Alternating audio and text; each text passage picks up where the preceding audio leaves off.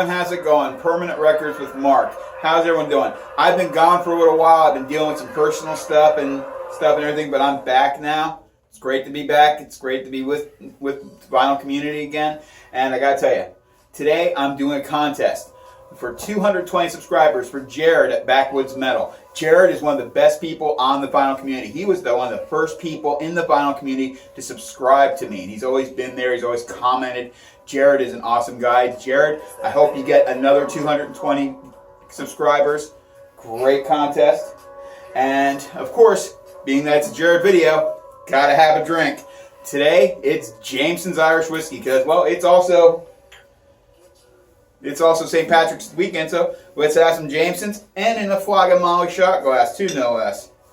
So, going. Really? At least give me back the glass. Thank you. Bastard. So anyway, I'm going to have me some Jameson's Irish Whiskey. Here's to you, Jared. Hope you have another 220. Smooth. Just like Grandma used to serve us. So let's get started. Now the contest is top 5 bands with replacement singers. So I was going through all my albums, seeing what I got. I got some of the usual ones, but also got some ones that aren't that usual. I want to start it off with Black Flag. Now, Black Flag, I'm going to tell you right now. Black Flag, before, their best singer, the singer they had the longest was Henry Rollins. Now, before that, you had Chavo, you had Keith Morris, and you had Des Cadena. And then one day, this is to me the ultimate rock and roll Cinderella story. Henry's a 20-year-old kid living in Washington, D.C. He's working in an ice cream shop with Ian MacKaye. You might know Ian MacKaye from Minor Threat and Fugazi. Life's really not going anywhere from Henry. He's in correspondence with the band Black Flag, and they come and do an East Coast tour. They're playing in Washington, D.C. Towards the end of their set, they're like, Henry, why don't you get up on stage, sing a song with us? And he sings the Black Flag classic, Clocked In. If you ever worked a shitty job, by the way, Clocked In's your song. And he sings it, he goes home for the night. He gets a phone call the next day. They're like, we're playing in New York City. Why don't you come down and audition for the band?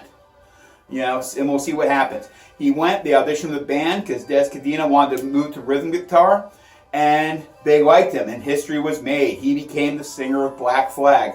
If you ever want to read about it, get the book Get in the Van by Henry Rollins. This is his Black Flag Tour Diaries. This is an amazing, great book, great read. Okay, now let's move on to our number 2 spot. Right there. Number 2? Yeah, it's an obvious, but Iron Maiden. Paul Di'Anno was the original lead singer, did the first 2 albums, and he did a really good job. He kind of had a punk attitude in the heavy metal band. Wasn't the best singer, but he was a good singer. But you know what? They wouldn't have gone far without him. So they brought in Bruce Dickinson, who was at the time playing with a band called Samson under the name Bruce. They brought him in, and Bruce Dickinson has that amazing operatic range, and he just takes him to the next level, made him into one of the greatest metal bands of all time. The reason I'm picking this album was Bruce left the band, and Blaze Bayley sang. And Blaze Bayley wasn't that good. I haven't seen him play live with Blaze Bayley, and I don't think Blaze was that good. Blaze might be able to sing it, but Bruce owns it. This is Bruce's welcome back album, Brave New World. And you can't go wrong with Bruce Dickinson era Iron Maiden. Bruce is the man who's meant to be singing for that band. So anyway, that's my number 2, Iron Maiden. Number 3, of course it's another obvious, but you got to give it up to AC/DC's Black and Black. When your singer dies of an overdose, an alcoholic overdose, and chokes on his own vomit like Bon Scott did, what are you going to do? Especially Bon Scott had such an original voice. Who can you find? Luckily, they were able to find a fellow Australian, Brian Johnson. Brian Johnson is a great replacement singer for Bon Scott and took him to the next level. This is one of the greatest albums in rock and roll history. This has so many great songs, so many great singles, and they did so much great work.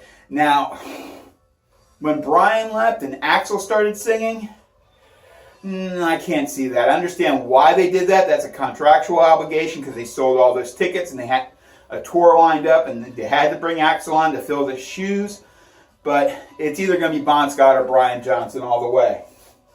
Number 4.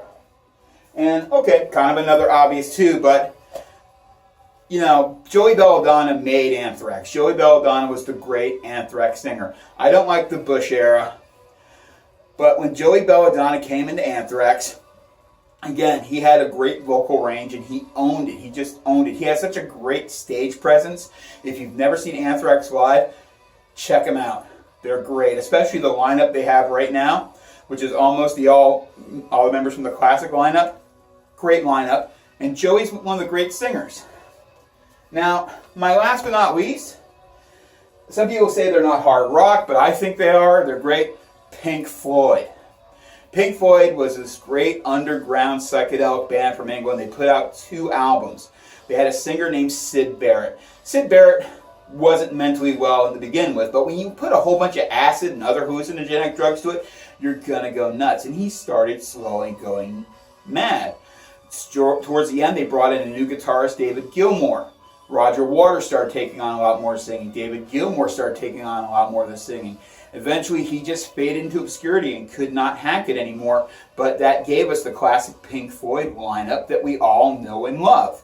So anyway, Pink Floyd, Roger Waters and David Gilmour singing. Then Roger Waters left the band, and then it's just David Gilmour singing. So that is my top 5 pick for you, Jared. What do you like? Tell me, folks. Do you have anything to say about my list? Let me know in the comments below. And like and subscribe. Thank you and have a great day.